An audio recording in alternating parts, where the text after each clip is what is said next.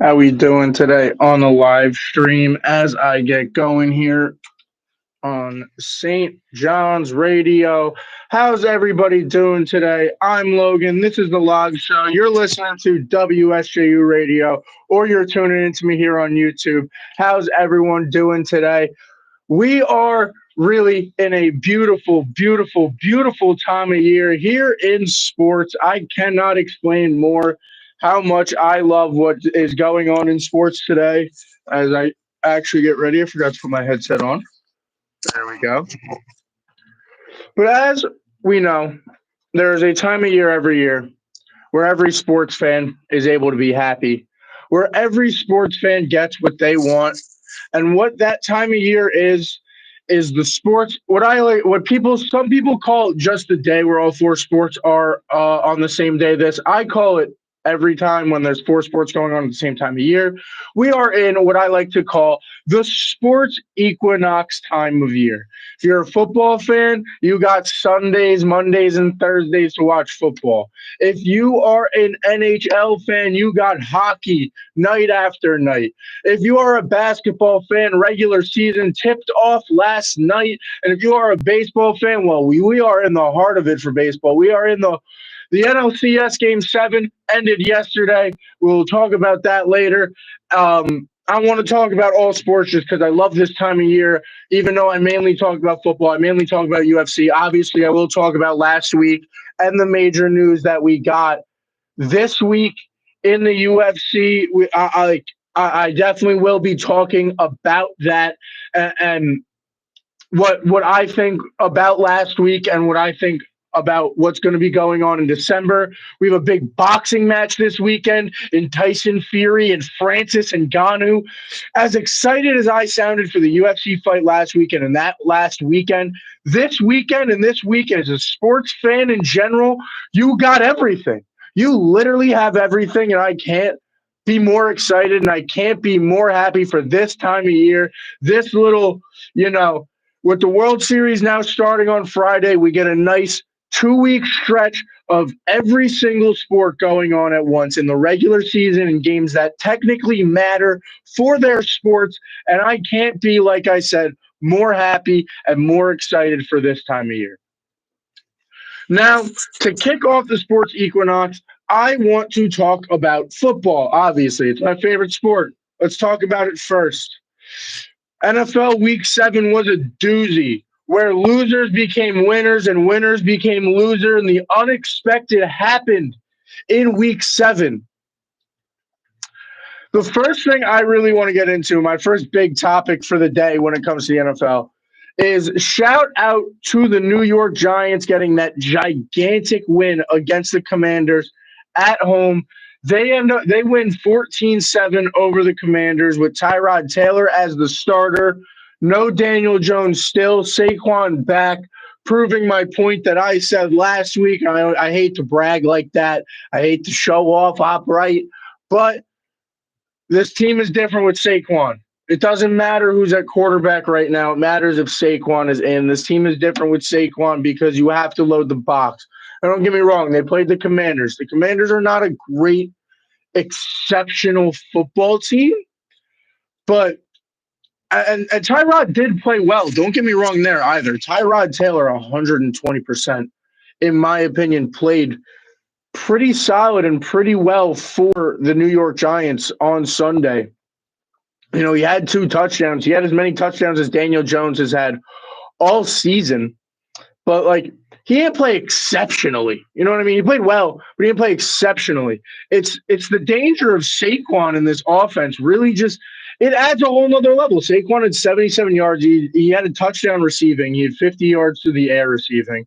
So he had, 110 total yards and a touchdown on 24 total touches.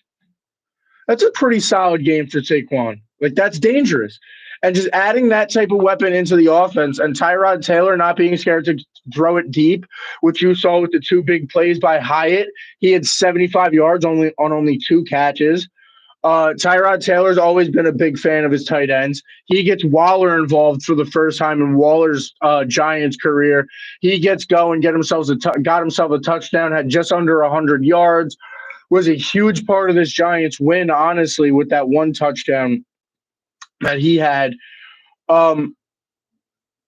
Where he should have had that touchdown last week against the Bills if they didn't hold him, but they wanted to call that. They love calling that. But nonetheless, the Giants get a huge win with the Jets coming up this week. The Jets off a bye. That should be an interesting game in MetLife, which is technically a home game for the New York Giants. Coming off their best game offensively probably all year. Like I said, now the Jets are coming off a bye week, well rested. Aaron's back in the building because he's crazy at recovery and somehow is walking without crutches and throwing the football like, what is this? 6 weeks out of tearing his Achilles. So that is absolutely insane. Shout out to him. But a big game nonetheless for the Giants, technically at home. We'll see who really is the home team on Sunday when that game happens at 1 o'clock. I really wish I could go. But nonetheless, I'm not going to be able to. Those tickets are out of the world expensive for two teams that are very, very mediocre at the moment. But I think the Jets might win. I don't know. That's going to be a close game. It matters, again, who's playing. Is Daniel Jones playing? Is Tyrod playing? How's Dable going to play this okay run that Tyrod Taylor is going on right now and usually does go on as a backup quarterback and has consistently done in his time throughout the league? He did it back in Buffalo. He did it in Baltimore when he came in as a backup back in early days. Tyrod Taylor. I'm a huge Tyrod Taylor fan. I know his early days, man. Started back in Baltimore, I'm pretty sure, as a backup. Went to Buffalo, had some success after a year that Joe Flacco got injured and he went off. Had some success there in Buffalo. Then went to Cleveland, had some success, got benched for Baker. Ends up at the Chargers as a starter. Has that whole situation happened 2 years ago in Herbert's rookie year, or 3 years ago, when he punctured the lung, and now comes into the Giants, been a backup for the past 3 seasons, and he's going on that run again that he likes to do as a backup. And he's a well-rounded player, and he's a very good player. He's smart. He's a vet. Maybe he doesn't have the mobility that he used to have in the NFL as a youngin in the NFL that really drew people to him back in his Buffalo days. But he's definitely very smart and can, with Saquon in this offense, I think he can play just as well as Daniel Jones. I think Daniel Jones has a higher upside. I think the best that Daniel Jones can play is not as good as the best that Tyrod Taylor can play. But with what we've seen out of Daniel Jones so far this season, even with Saquon Barkley in the offense, if Daniel Jones isn't healthy this week and the Giants win, because I never read the timetable for the Daniel Jones injury, but if the Giants win and Tyrod Taylor is the starting quarterback, I don't see why you shy away from starting him for at least until he loses. You know what I mean? At least until he loses his traction. Maybe you can put a couple wins together. The next 3 for the Giants are the Jets, the Raiders, and Dallas. I don't know if Tyrod Taylor could beat Dallas, but to say that he can't beat the Jets, to say it's impossible for him to beat the Jets, I think is crazy to say. And to say that's impossible for him to beat the Raiders, even though it's in Vegas, I also think is a little crazy to say. I think both of those next 2 games for the Giants are huge for them. And I think that, I think if Tyrod Taylor could get a couple wins together as the starter for the Giants, I think it really will. I think it will really help them. I don't see why you go as much. You're paying Daniel Jones the money. That's the reason why. That's what scares me, where it's like, can you pay him this much money and not start him? But I don't know. In my opinion, at the end of the day, your job is to win games. So if you're not winning games, why would you go back to Daniel Jones? He clearly couldn't win. He won one game and it was a miracle win, in my opinion. It was a very well put together coach, very well coached game by Dable when they beat Arizona back in week 2. But Daniel Jones clearly hasn't been able to put these wins together. Tyrod Taylor put one together against Washington, even though it was kind of ugly. He still put a win together nonetheless, something that Daniel Jones really hasn't been able to do. I mean, I don't know. Like I said, I mean, the Giants' defense also played well. Scary Terry had a nice game, but they had 6 sacks against an offensive line that has been letting up sacks all year. It was a sack fest the whole game, realistically. But Sam Howell, being the young buck he is, definitely was a little more scared there. He threw that one interception, had a tough game, but Giants come away with a huge win. A low scoring game. Again, the Giants offense has struggled this year. I want to talk about another offense that struggled. If you guys don't follow me on TikTok, you didn't tune in last week. I went on a huge rant about this team last week because they are my favorite team. And I can't help. I have to talk about this game against the Jaguars last Thursday. What the Saints did last Thursday honestly hurt so much. Let's start here. Let me break the game down in 2 halves because I'm not someone who's going to look at what Derek Carr did in the second half and forget about that. Derek Carr played absolutely abominable in that first half of that football game. I don't remember exactly what the stats were at the end of the first half. I forgot to write them down. But nonetheless, Derek Carr did not play well. I think if I remember correctly, we were down. I think it was 28-6 or 21-6 maybe. Or it was 28-6, something like that. We put together 2 field goal drives. The offense was slow. It was just all Kamara or nothing. It was check down Kamara, check down Kamara, check down Kamara, check down Kamara, check down Kamara, which I've complained about over and over and over again to Derek Carr. That is not the way you win a football game. But nonetheless, we come out in the second half, improved, and the offense starts playing better than I've ever seen. Now, the defense played uncharacteristically bad. It's hard to do that. It's hard for the defense to play as good as they have consistently over and over and over and over and over and over again when you have an offense that's so goddamn lackluster and so just boring and lacks excitement and lacks all this that really, when you look at what the Jaguars were able to do, yes, it wasn't that much better than what the Saints are allowing. They allowed 330 yards total with 113 rushing yards. They're averaging giving up, I think it's like 95 rushing yards a game. And I think it's like around 300 yards a game, if I remember correctly. The Saints defense, so it's not like the Jaguars played exceptionally well against the Saints defense. They just got tired because the offense was just blech. It was just blech. There was nothing happening. And I don't know. I don't know if I don't know who to blame. That's where I'm scared. I don't know who, as a Saints fan, as someone who's a football fan, as someone who's watched I've watched all 7 Saints games this year. I don't know whether it's Derek Carr. I don't think Derek Carr is scared to throw the ball downfield. I have seen multiple times where I don't think Derek Carr should be throwing the ball downfield, and he throws the ball downfield. I think it's the play calling. And I go back to my rant last week. Something has to change.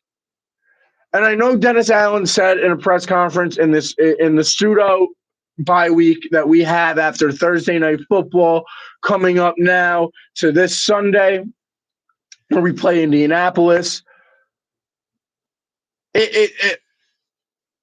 I don't know what really to say. Like, for no changes to happen in play calling, in staffing, in whatever it is, make someone change something.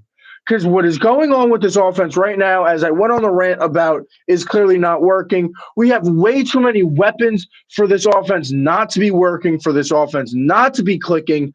You do play a good team and a good defense in the Jacksonville Jaguars, who are right now first in the AFC South, who after a slow start are starting to pick back up where they left last season.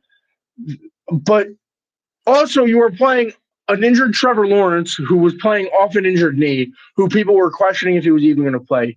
Hold ETN to 53 yards. So nonetheless, as the Giants, or as the Saints, my apologies, there was nothing really, like, there was no reason going into this game where I felt the Saints should have lost. And then you look at that, they have a great second half. They outscore them in the second half. They come back. You have an exceptional drive at the end there to be like, hey, let's go get a win. And tragically, as much as I want to make fun of him, and I would every player, Foster Moreau has been through hell. So I will say, I will admit on air, privately in the moment, in the private of my bedroom, I ripped Foster Moreau apart. But obviously it's one game, it's a football game. Foster Moreau, don't let that define you as a person, as a human being. You've been through too much in your life to let that define you as a human being. But God damn, how do you drop it? How do you drop it, man?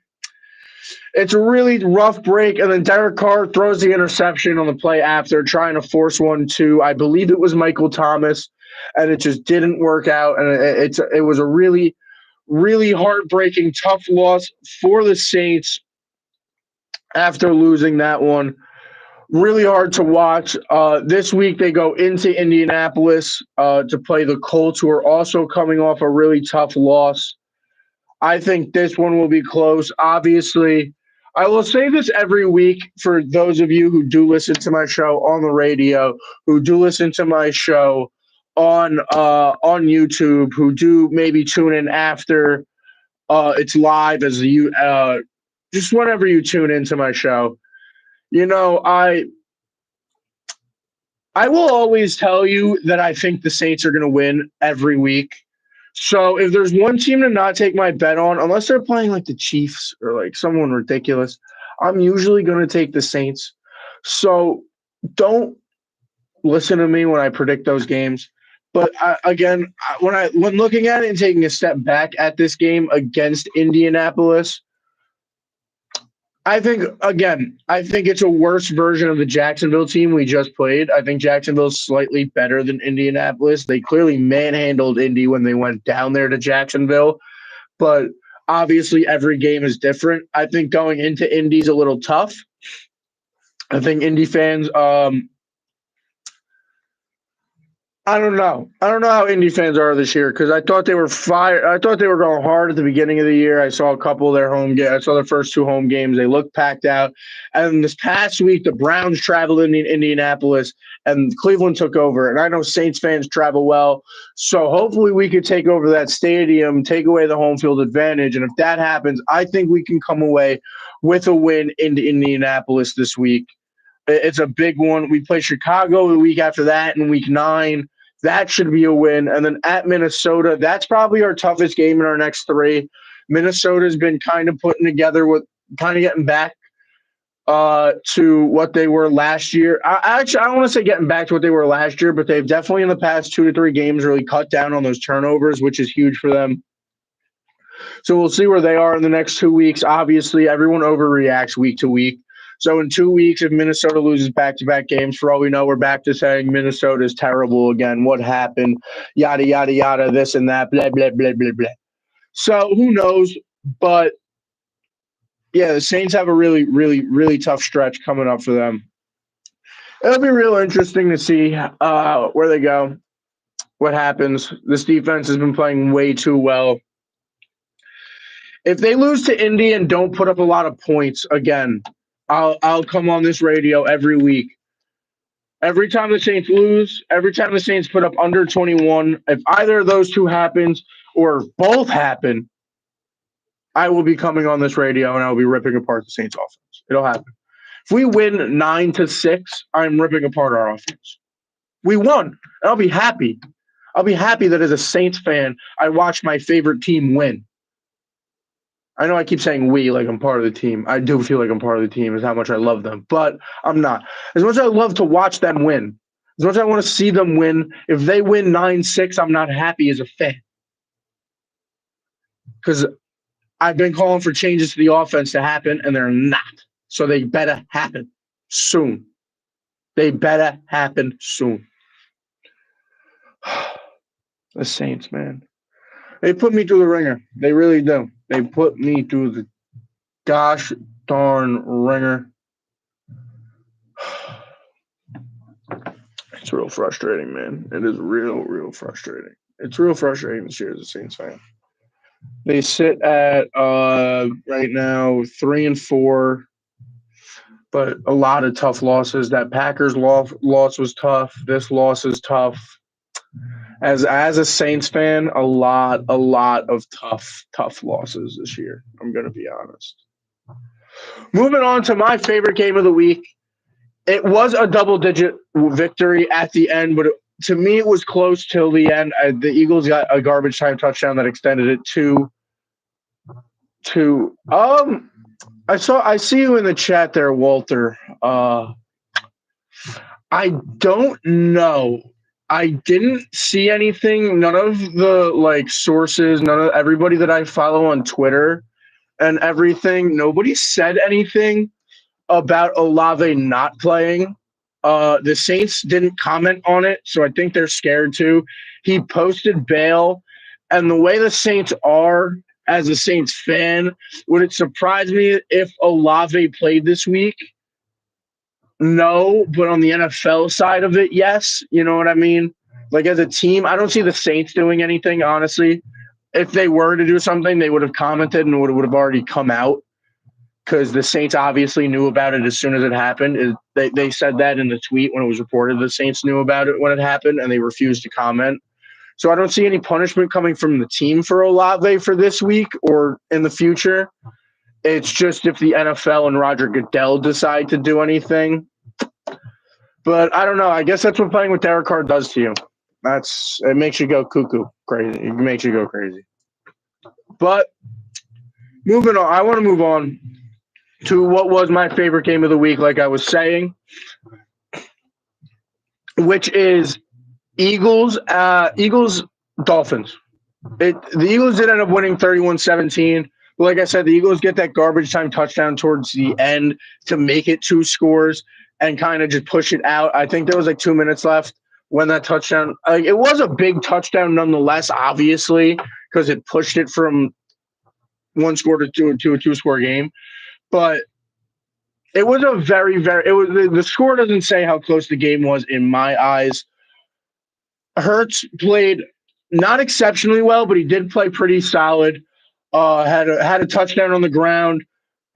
They ran. I think they ran the tush push. If I counted correctly, it was 11, at least 7 to 10 times on Sunday night. So that play went exceptionally well. The Dolphins cornerbacks seem to forget that A.J. Brown is an absolute certified dog, and he got 10 receptions, had a $137. I haven't seen a receiver have a $137 I want to say in a while, but that Dolphins offense has been what it was earlier this year. And the Dolphins, I will talk about them in a little bit, but I want to highlight this part before I talk about the Dolphins and the Dolphins' lack of production, because they did have a lack of production against the Bills too. This Philadelphia defense is no joke, guys. They hold these Dolphins running backs. They held Mostert to a season low. They held that whole Dolphins running room to a season low. I'm pretty sure to a season low. Statistically, right now, the Eagles have the best run defense in the league. They are the number one in in rushing yards and yards per play for running plays on their defense. They're 17 in points, but I don't know if points is necessarily an indicator of how good the Philly defense is this year specifically. They're top 10 in yards, like I said. They're the best rush defense in the league. And they held Miami is averaging 222 yards per game this year, or 422 yards per game this year, and they held them to 244. They held Miami to under half the amount of yards that they are averaging this year. And yes, the Bills did something similar, and we'll talk about that in a little bit. Where is it the Dolphins' schedule that helped them and showed off how well they were earlier this year with playing teams like Denver and those and the Jets and the teams that they played earlier this year, or going or is it just are those two teams and that defense? Did they just play that good that week? Now we have the Bills have a very tough loss this week in New England, but I don't know. Like the Bills have been playing uncharacteristically bad this year, which I think is definitely interesting. I think the Bills. I don't want to talk about them yet. I'll talk about them later. But the Dolphins have two double-digit losses now to two teams who have been in conference finals, uh, at least in one of the past two seasons, if not two, if not, yeah, in one of the past two seasons, they've been in the conference finals.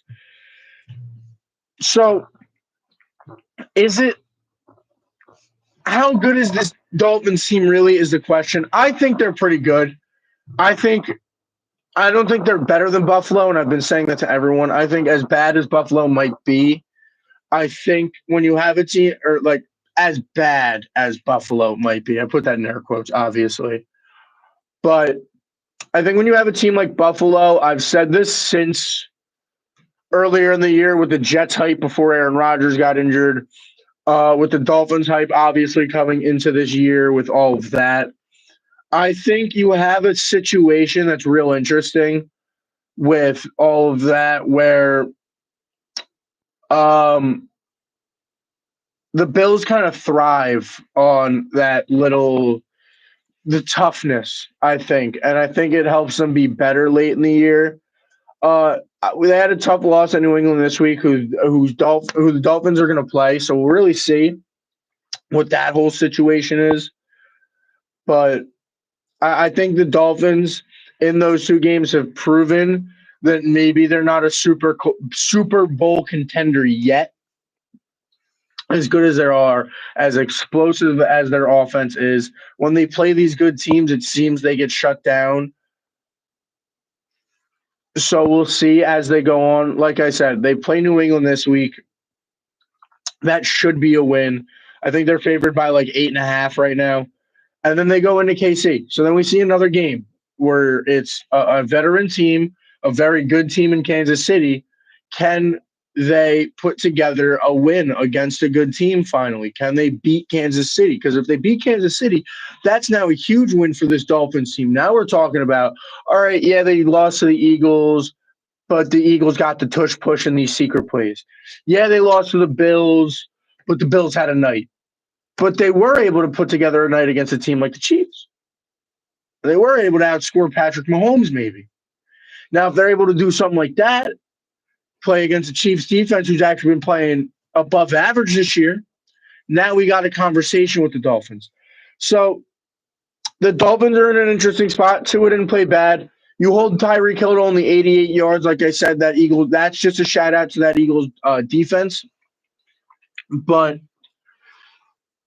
nonetheless, great game for the Eagles. Great game for the Eagles. I don't think it's a knock. I think it's a better game for the Eagles than it is a knock on the Dolphins. But nonetheless, a great game for the Eagles.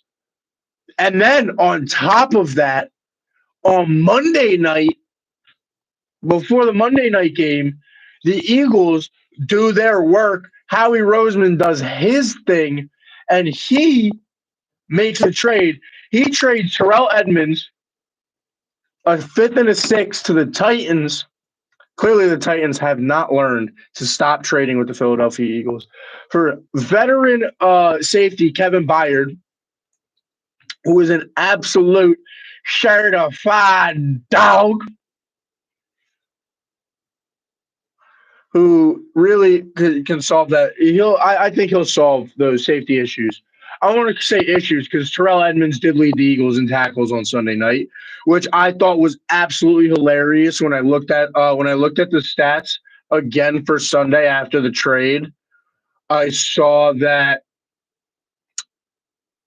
I saw that Terrell Edmonds got traded. And I was like, wait. I was like, yeah, imagine how that feels. Imagine being like walking in the locker room after the game, being like, yeah, everyone's like, good game, Terrell. Good game, yeah. I think he had 7 or 9 solo tackles against Miami. And then the next day you get traded. And you're literally looking, you're like, I just led the team in tackles last game. Literally yesterday. Like, I didn't lead the team in tackles like 2 days ago. Like, I led us in tackles in the game yesterday. What the hell? I think that's a funny situation. A big trade, though. Big trade. I think Fired will fit in well there. I think it's a big addition for their defense. I think I don't think he'll play exceptionally well. He's been having a pretty down year for him. He's kind of hitting his slope, I think he's hitting that age where he's kind of hitting a slope, but he's better than anyone else Philly has in there, in all honesty. So I think he'll fit in exceptionally well and do exceptionally fine. Also, back to the Dolphins. I forgot to talk about this because this is exciting. This doesn't have to do with the game, but the Dolphins. They did announce the Dolphins will get the this season of the in-season Hard Knocks, which I think is an interesting team to choose. Last year they chose the Cardinals, who didn't start off well, and it just went downhill from there.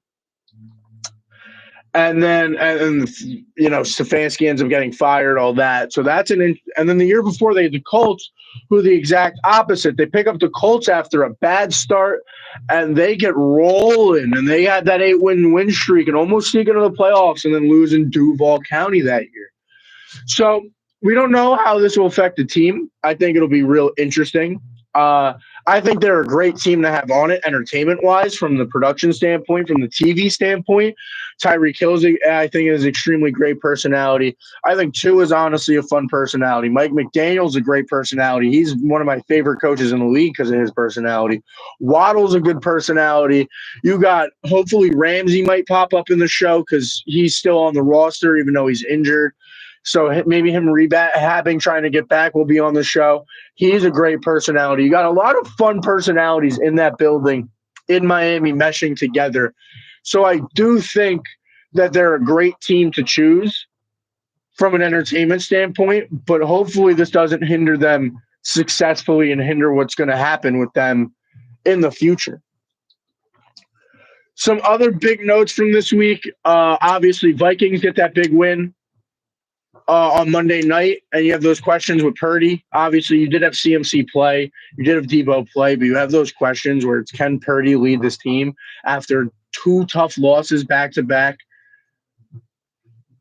All those questions now where people were like, if you throw back Joe into this offense, he's successful. If you throw him into here, he's successful. You know what I mean? Excuse me. Sorry, when I do those voices, my eyes tear up. Whew. But you get all those questions with Brock Purdy now after those 2 losses. Hopefully he could start putting wins together. Hopefully the 49ers can maybe figure that out. But nonetheless, a huge win for the Vikings and a huge loss for the Niners on both standpoints. I was watching McAfee before I went on the air. I always do. And he was talking about this, and he said he felt like the Niners loss was bigger. He said it on First Take, actually, than the Bills loss, because the Niners, we feel like we already know the Niners will be there in the end. We don't know that. The Bills team, it doesn't feel like they will. That's why I feel like this Bills team, even though I really like them, I think the loss to New England is bigger for this Bills team than it was for this Niners team, because the Bills, they lose 29-25 off a last second. I believe it was a Gesicki, because he did that stupid little Gesicki gritty. But I think that was a bigger loss because for the same reason that McAfee said, and that's why I'm bringing up McAfee, is because that Bills loss, we look at this Bills team and we're questioning whether they're going to be a Super Bowl team, a Super Bowl contender. Sorry. We look at this Bills team and we're questioning whether they're going to be a Super Bowl team, a Super Bowl contender. And you go into New England, you play a coach like Belichick, who you should beat, and you lose off a last second touchdown like that is really, really tough for a team that, like we said, like I said again, we have questions about whether they could. This Bills team doesn't look as good as Bills teams as the past. They have a lot of rough games and a lot of rough losses already early in the year, sitting at what are they sitting at right now? I believe they're sitting at 4-3. You know, they're at a rough spot right now. So you have this situation with that, and really you break it down. The Niners, yes, they lose to the Vikings, but we feel like the Niners. Who's going to beat them in the NFC? Dallas. You know, like no one in the end, like Atlanta or New Orleans or Tampa, whoever wins the NFC South isn't going to beat them. Philly, it's Philly, New Orleans, it's Philly, Dallas, and San Francisco in the East. And can Dallas really beat them? So we kind of know San Francisco's kind of fine after this loss. The Bills kind of needed that win, and now you're in a tough spot. Now you're in a really, really tough spot. I think that's a tough loss for Buffalo. That's a tough loss for Buffalo, man. Tough loss. Josh Allen didn't play terrible, but like I said, you look at this now, it's a weird situation. This Bills team looks like a second round exit at best. Speaking of the AFC, Lamar, he played amazing. He looks better. Like that team looks better than the Bills right now. That team looks way better than the Bills right now. But Lamar, nonetheless, he goes out there and he rips apart that the Lions, who were red hot going into this weekend. They win 38-6, and Lamar has 4 total touchdowns. Played one of his best games of his career, and it was one of his best passing games of his career. Had almost 400, had 357 yards through the air, only 6 incompletions. Really didn't run the ball that much. 3 touchdowns through the air, 1 rushing touchdown. So he does great. I talked about that Indy game earlier. That was crazy. Shout out to Tyson Bagnet in Chicago getting a big win over Vegas, controlling the ball. He didn't play exceptionally well, but he played okay, and he got his team a win. That's big. And Denver, what a huge, huge upset in Denver. After coming off the bye, Jordan Love looks rough. He throws a late interception to lose the game, and that Packers offense looks really lost right now. It's a tough one for them. They play – who do the Packers play this week? The Packers, Minnesota. See, it's a tough game now. Now they got a division game. It's really interesting what we're looking at there in this week for Green Bay. You know, you have those questions. Aaron Rodgers, obviously, you have that whole Aaron Rodgers situation. He's not there anymore. And everyone in Green Bay, I talked to Green Bay fans. I know a couple Green Bay fans. I know more than one. I'm very close with one. And a lot of them have expressed to me, we expect to win here in Green Bay. And if Jordan Love isn't going to win, Green Bay is going to be we're going to be gone and done with him really, really, really, really fast. Really fast. So a tough loss for the Packers in Denver against a Denver team that's not very good. But now you look at that, it's crazy how the narrative changes. 2 weeks ago, we were talking about Jordan Love, who looks like Aaron Rodgers part 2, and now comes off a bye, has a bad game, and we're like, is Jordan Love the answer? Who knows? Who knows? So now moving on to week 8, I will make my predictions, just loosely talk about the games. I do want to get into, obviously, UFC 294 last weekend, which I loved. So the NFL rundown is happening. I have the odds up on my computer. I have who I think is going to win, who I think is going to cover. Starting with Thursday night football. Tomorrow night, we have the Tampa Bay Buccaneers traveling into Buffalo to play the Buffalo, to play the Buffalo Bills. The Bills are favored by 8.5 in the spread right now, and I honestly, 8.5 is a lot of points. The Bucks have kept games close this year, but I say Buffalo is mad after a close game, a close loss, a tough loss in New England to Bill Belichick. I think Buffalo is going to come out guns a blazing tomorrow night on Thursday Night Football. Give me the Bills not only to win, but also to cover. Then on Sunday, leading off the Sunday slate for me, is the biggest game every 4 years in this area. It is the Jets traveling to the other side of MetLife to play the New York Giants this weekend. So the Giants are getting 3 points. The Jets are favored by 3. I think this will be a very close game. I think it always is. I think the stadium will be 50-50. There won't be home court, home field, home stadium advantage for any team here. I think this will be a good one. But I think the Jets, nonetheless, are the better team. Give me the Jets to prevail in this game on the road against the Giants, also to cover. I think they'll win by like a touchdown, honestly. Now, Saints at Colts. I already told you guys earlier who I'm picking. I'm picking the Saints. Don't trust me if you don't want to. Saints offense is lackluster. So is the Colts. I think it'll be a close game in Indy. They're giving the Colts are favored by 1.5. So I'm taking the Saints to win, not only to win, to cover. Obviously, if they win, they cover. So give me the New Orleans Saints. Give me the Saints, baby. Come marching into Indy, take a win. So it would be a big win. If the Saints can move to 4-4, I'd love it. Next game, the Houston Texans go down to the Carolinas to play the 0-6 Carolina Panthers, coming off a big bye week for the Panthers. Hopefully they were able to have some talks, put some stuff together down there in Carolina because nothing has been clicking. They're sitting at 0-6. They are 3-point dogs right now against Houston, and I am going to take Houston to not only win but cover. I believe Houston is also coming off a bye, if I remember correctly.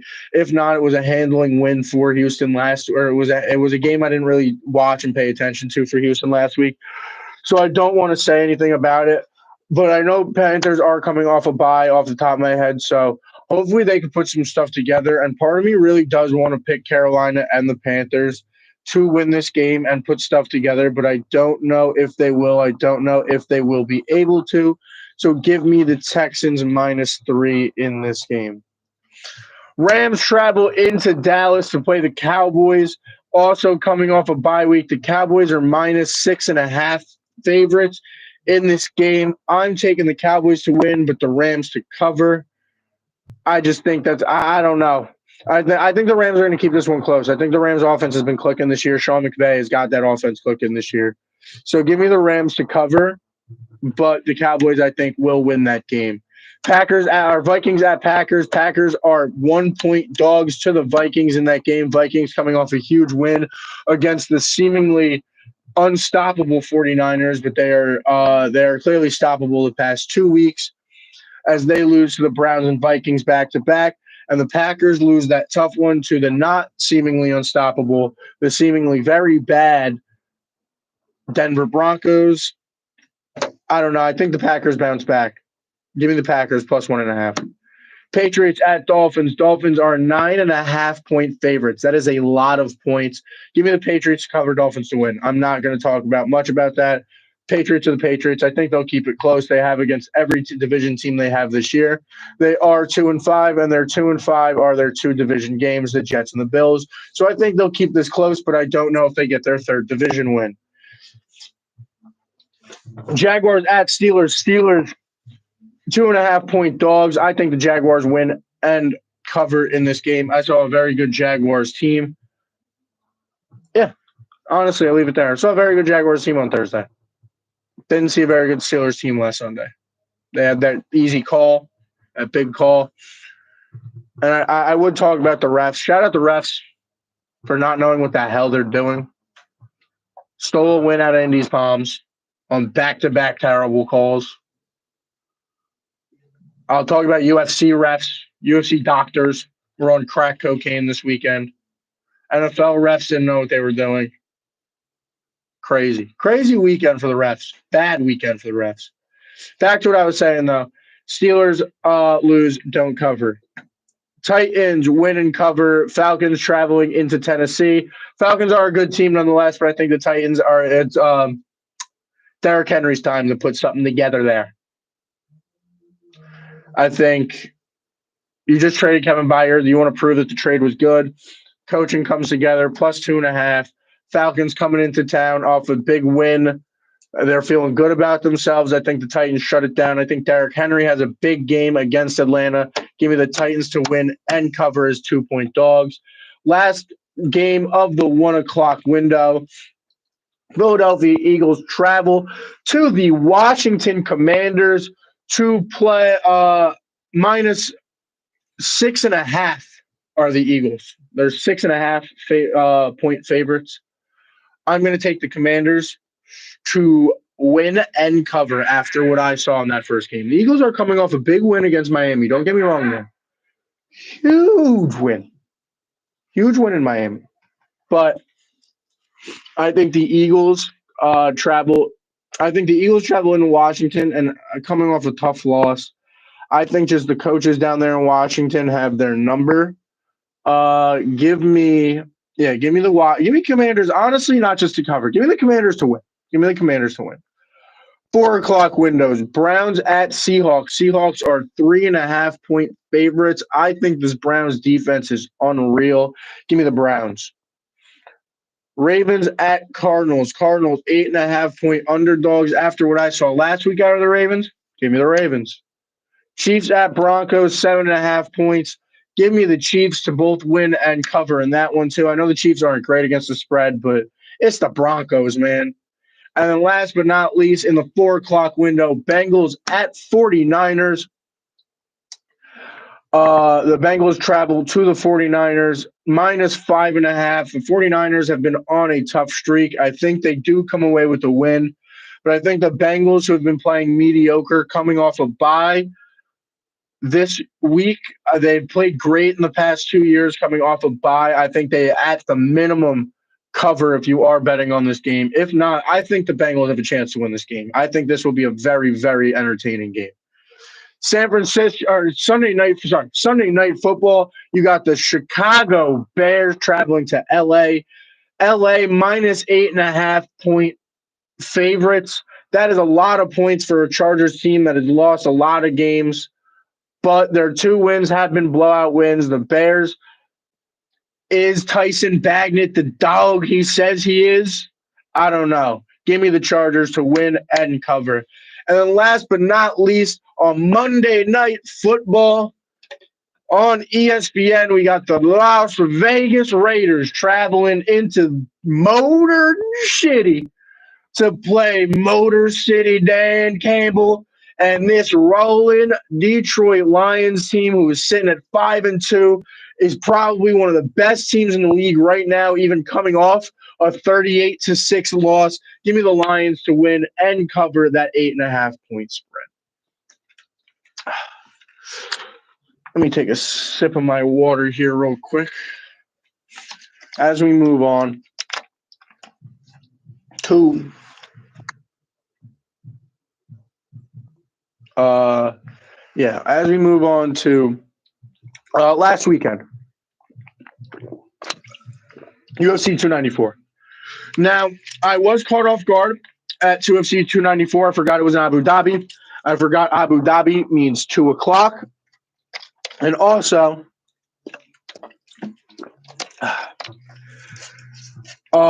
being on the radio here at St. John's, I'm also a broadcaster here at St. John's. I call games for the basketball team, so I have to pay attention. They also happen to have a game at 2 o'clock. So the fights did not get the undivided attention I wanted them to. While I did watch them while I was at the game, I did have divided attention. I was not as focused, and they did not get my undivided focus as much as I wanted them to. Nonetheless, there are four of the fights on the main card that I want to talk about that impacted me and just how I felt about them and my thoughts of the future for that fighter or said division. And I want to start lower on the card and build my way up to the Islam win. I want to start with our boy from the one, the only Dagestan. No, he is not related to Habib, but Saeed Nurmagomedov with an absolutely disgusting win. And I mean disgusting in like a good way. Over Mayin Gafarov. He beats him, and I think it was 35 seconds by guillotine choke. Literally, Gafarov goes in for the takedown. He goes, okay, noink, noink, take him down. Sits it, bro, just sits him in full guard. Boink, done. It was one of the most impressive guillotines I've ever seen. He said that he loves to do the move in the post-fight interview with DC. And my, oh my, Saeed Nurmagomedov, what a win. He might be on a roll, and he might be a stud coming up in that division. I believe it is the – I want to say he's a lightweight fighter. Let me Google this and double check. No, he's in the bantamweight division. All right.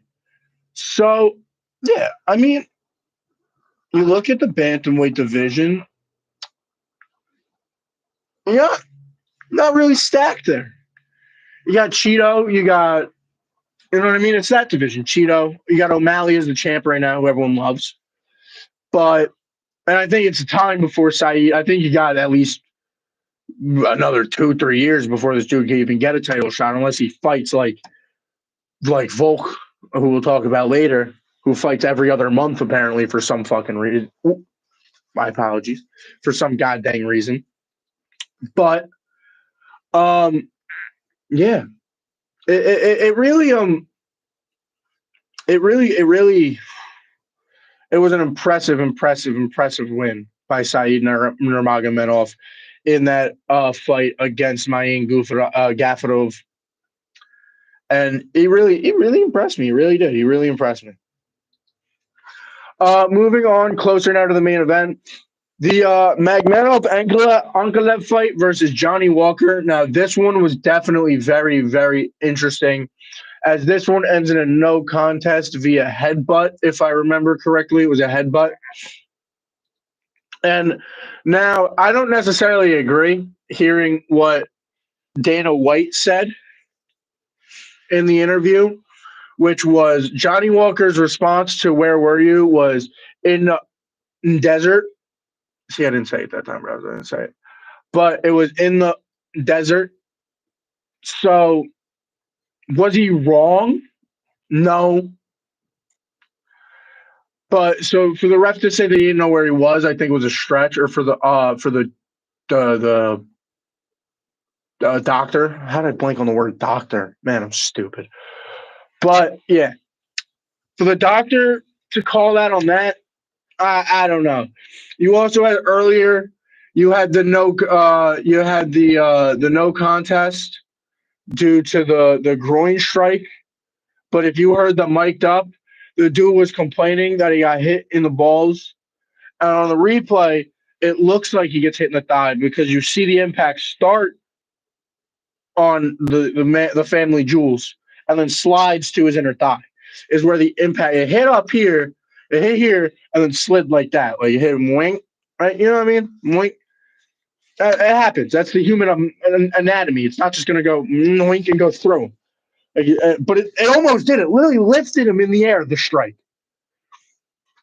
And the doctor looked at him and goes, "No, it didn't hit you. You're not hurt." What? He might have been nervous. Dana White said it was his first fight. He might have been nervous, yada, yada. That doctor should never work another UFC event in his entire career. Please. Never again. Never let that man work another UFC event in his entire career, please. He doesn't know what he's doing at all. So that fight ends in a no contest, which was a huge fight for both Ankalev and Johnny Walker. And honestly, would have been huge for what's going to happen in 295 now. Because if one of them wins, now you have an argument of like, okay, now we could just schedule some random fight for 295, which in case you guys didn't hear the news, what happened today is 295 is John Jones sadly in training tore his pectoral off the bone, according to Dana White, completely off the bone. His pectoral is off of his bones. It's just floating in here. So John Jones will not be able to fight in 2 weeks, sadly, as hyped as we all were. John Jones, Stipe is now off.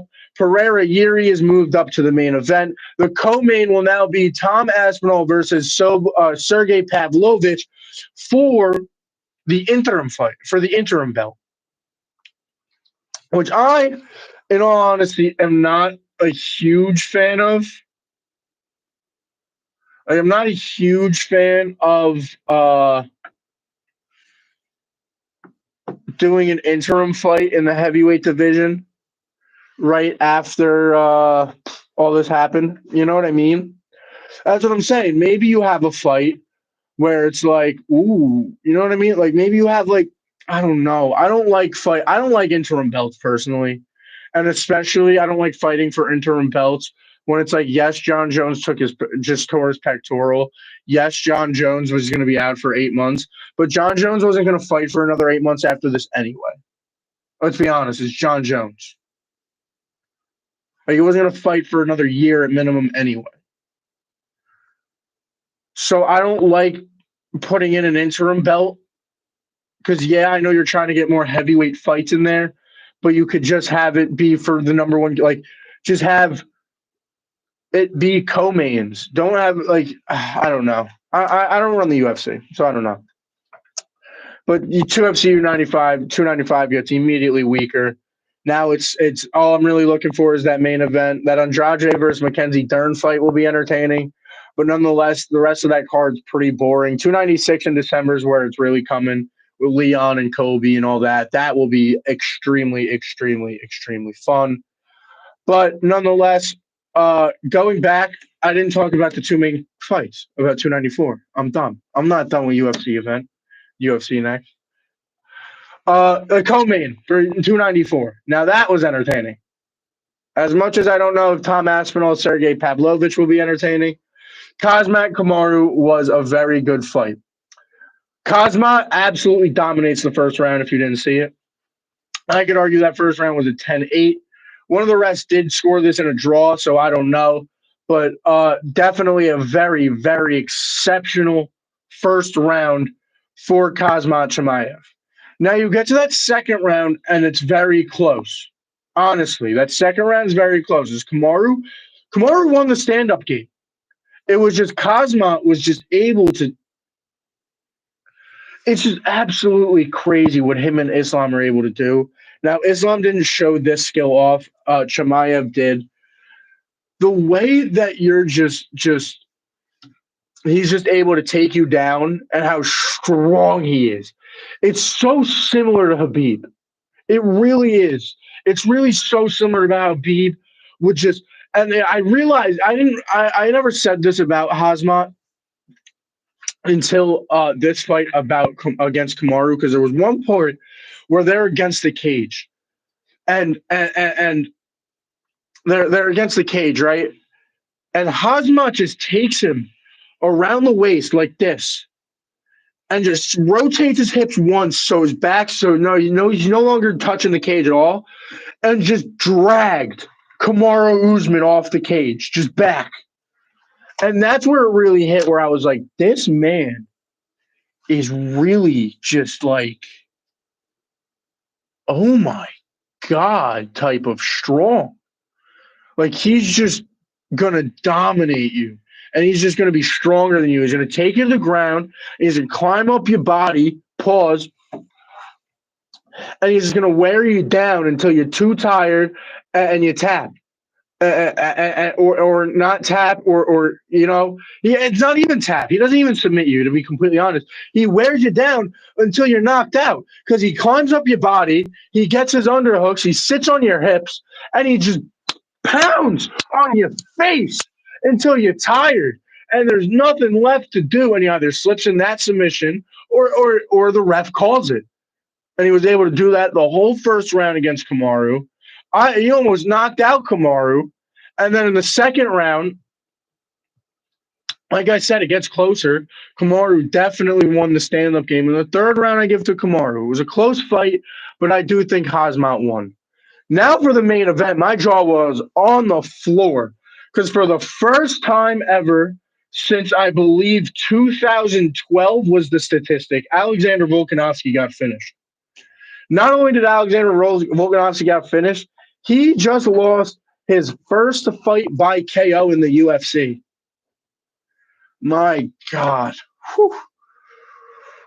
Now, it was a tough loss, and what a great strike by Islam Makayev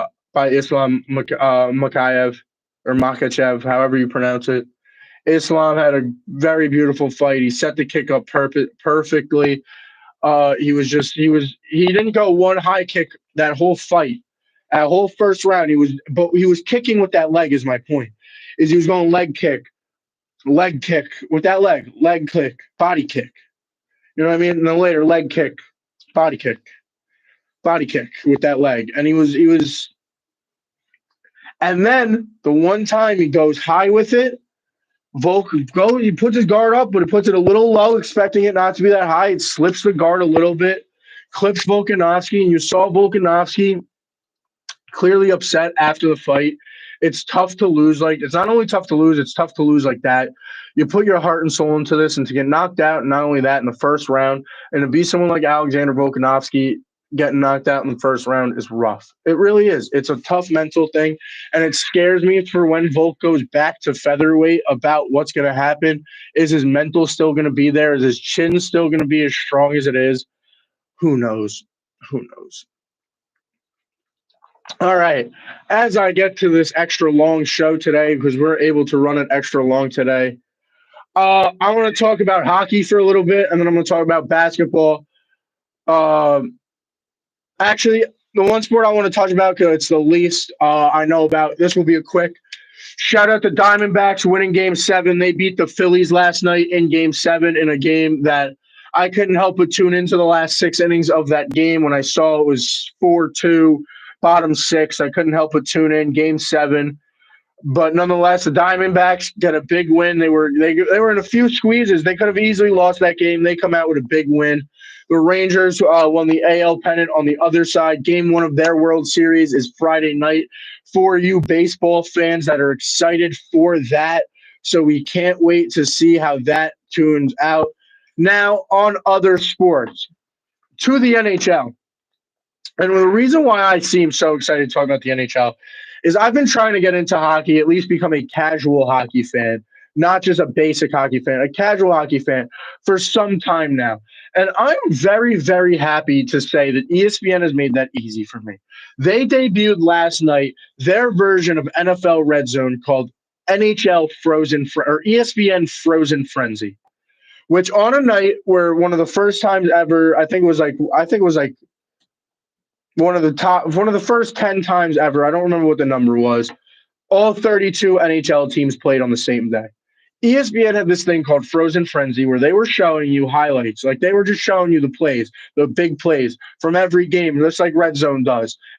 And as someone who's trying to get into hockey, trying to learn about the league as a whole, I don't want to just only be able to watch Islanders games and just be a diehard Islanders fan. I want to learn about the league because that's what I like. I like sports. When I'm trying to get into a sport, I need to learn about the sport first, and then I'll pick a team. As much as it will be the Islanders. Well, I'll fall in love with the Islanders once I figure out the sport. You know what I mean? That's what happened with me in basketball. I learned about the NBA for a little while in my life, and then that's when I was like, you know what? I'm a Knicks fan. I am a Knicks fan. That's what happened with UFC. That's why I have favorite fighters. Now I learned about the fighting game. So right now I'm on my stage of learning the sport. I'm learning hockey. I'm learning about the NHL. And my God, is the NHL fun. This is what I've learned so far. First of all, like I just said, hockey's fun, man. Hockey is fun. Similar to basketball, one thing big in hockey is players can change games. I've learned that. Players can change games. You got these players like Connor Bernard, you got Sidney Crosby, you got Alexander Ovechkin in Washington, you got Barzell, you got the dude, you got what's his name? Why can't I remember his name? Yo, my Devils friends would be so. You got Jack Hughes, that's his name. You got Jack Hughes in Jersey. You got Igor Shesterkin, the goalie in for the Rangers. Players change games in hockey. Single players change games in hockey. That is one big thing I've learned. And what I've learned about the league so far this year, the Devils, they're good but young. They got Jack Hughes. They got Nico Heischer. They need to figure out their goal minder, as they call it in hockey, the goal minder. But that is one thing I have learned. The Red Wings right now, they're running. They're good, but they shouldn't be, as people say. But they added some people. This dude called DeBrincat. I think his first name's Alexander DeBrincat. DeBrincat. They call him the Cat, is what they were calling him on the broadcast yesterday. He seems like a dog. That Red Wings game against Seattle, the Seattle Kraken, the expansion team, Seattle Kraken. What a name, right? Seattle Kraken. That was what a game. Detroit starts 1-0. Seattle goes, huh? All right, word. They scored 3 straight. 3-1. Seattle, or then Red Wings go, hold my beer. They score 3 straight. 4-3. Then Seattle scores a last-second goal. 4-4. Force overtime. Overtime's going. Seattle possesses that puck the whole time. And with 4 seconds left in overtime, they score a goal to win the game. That was one of the most fun sports games I've watched all year. And we're in like game 9 of 82 of hockey. Man, this is entertaining. To run down local teams for you hockey fans, Rangers won last night. They've started the season 4-2, but they beat Calgary last night 3-1. They play tomorrow night. I don't remember who. Islanders, they lost 7-4 to a Colorado Avalanche team that is 6-0 right now. The Islanders have started okay. They're 2-2-1 this year. And the Devils are off to also a great start. They won 5-2 in Montreal last night, and they're off to a 3-1-1 start this season. They play again tonight. They play Washington, which should be entertaining, so that'll be fun. Now, moving on to what I'm going to end the show with. I am done. We are ending the show after this. But the last topic of the day is NBA tip-off, both last night and tonight. Last night, we had the Los Angeles Lakers travel into Denver and play their seem-to-be new rival, new fun rivalry in this era. They play the defending champions on banner night. They play the Denver Nuggets, and they lose by 12. They lose handily. We're hearing, who's your daddy? Who's your daddy? Down there in Denver. So that's going to be a fun little series to have this year. That'll be entertaining. LeBron has 21, 5, and 8 in the loss. AD has 17, 8, and 4 in the loss. But from what I saw in the highlights, I didn't watch the game, from but what I saw and from what I heard, AD disappeared in the second half. You can't have that happen. And then on the Nuggets side of things, you got Jokic and Murray doing their thing. Jokic with a 29, 11, and 13 triple-double. And then Jamal Murray, 21 points, 6 assists, 2 rebounds. He does his thing. Wow, what a game. What a season opener, honestly. What an entertaining. Obviously, the Nuggets win by 12, so not that entertaining. The Suns-Warriors game after that was a lot more entertaining, but what a nice start to the season to get basketball underway. I did see the highlights. It seems the Nuggets will be great again this year. It seems the Lakers will be okay. I don't know. Now you got also, like I said, Suns-Warriors. This one was a great game where you got the new-look Suns haven't really showed up yet. Bradley Beal's currently injured, but you get this new-look Warriors team. Steph had 27 for himself, where he was able to score. He didn't feel like he needed to facilitate. CP3 had 14 and 9. Steph doesn't feel like he needs to facilitate as much. He could just score. Now, D-Book did his thing. He got 32. So shout out D-Book for getting 32, 8, and 6. KD, 18-point double-double because he had 10 rebounds. Shout out him. The Suns win. If I remember the score, it was 108 to 106 in a close game. And then tonight, on night 2 of NBA tip-off, the Knicks home opener over there across the bridge in Manhattan at Madison Square Garden. My New York Knicks open up. Excuse me. My New York Knicks over there at Madison Square Garden open up against the apparently team to beat in the East, new look Boston Celtics, and I am excited to watch Knicks basketball at 7 p.m. Eastern time tonight. I wish I had tickets to be at MSG tonight. God damn. I'm hoping Brunson can go off. I'm hoping the Knicks could go off. But not only am I excited to see the Knicks, I'm honestly, as much as I hate this Celtics and I want to see the Knicks beat the Celtics tonight, I'm excited to see this new look Celtics team. You have Tatum, you got Jaylen Brown, they just got Drew Holiday, you got Porzingis as a new addition. This is an exciting, exciting team to watch. Like in the Eastern Conference, you got them and you got like Milwaukee. Is it honestly for championship contenders? So this will be an exciting team to watch. Hopefully the Knicks can get rolling at home. I think the Garden will be popping tonight. Hopefully the Garden's popping tonight, and hopefully the Knicks can get a big win against the Celtics at home. Tune it in 7 p.m. Eastern time on MSG. I believe it is on MSG. It might be on ESPN. I don't know. So check your local listings for what it is on. But tonight at 7 p.m. Eastern, the Knicks do open up against the Boston Celtics, and I cannot wait.